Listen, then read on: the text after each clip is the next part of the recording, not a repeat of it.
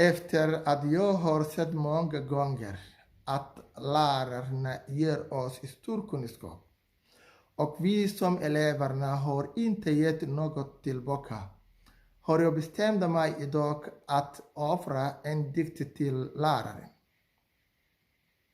Anledningen till varför jag gör det är liksom att hylla deras engagemang att utveckla oss.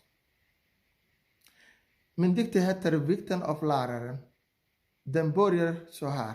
Till läraren som alltid är vaken för att lära oss nytt. Till läraren som inte sover om natten för att de arbetar. Till läraren som vaknar tidigt före soluppgången för att förbereda morgondagens lektion. Till läraren som tar oss ur mörkret för att ge kunskapens ljus. Till läraren som vet att mörker och ljus inte är detsamma.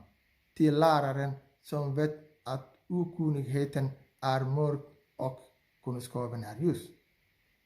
I mitt huvud har jag ett minne som tar mig tillbaka i början av livet.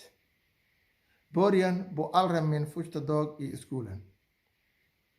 Jag höll min mammas hand hårt.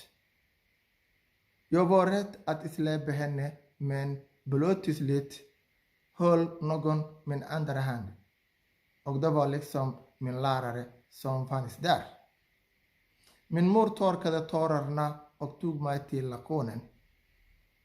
All min rädsla flög iväg. Det var när min undervisning började. Jag förstod att läraren är den andra mamman eller pappan jag hade. För vilket jag fortfarande är glad. Jag är glad att jag levde och lever under deras vägledning. De lärde mig allt de hade. Alla sätt och värderingar jag har är på grund av dem. I mitt växande liv är de stammen. Som ett träd har jag nöjt höjder, blivit en far eller mor som vägleder mina barn. Läraren kommer att leva i mitt hjärta för allt. De har gett mig styrka att sträva efter. De är min mest värdefulla skatt. Jag kommer aldrig att glömma till er alla lärare på Östra Grevie folkhögskolan. Jag kommer att hälsa på er många gånger i min minne. Njut av livet och ta hand om varandra.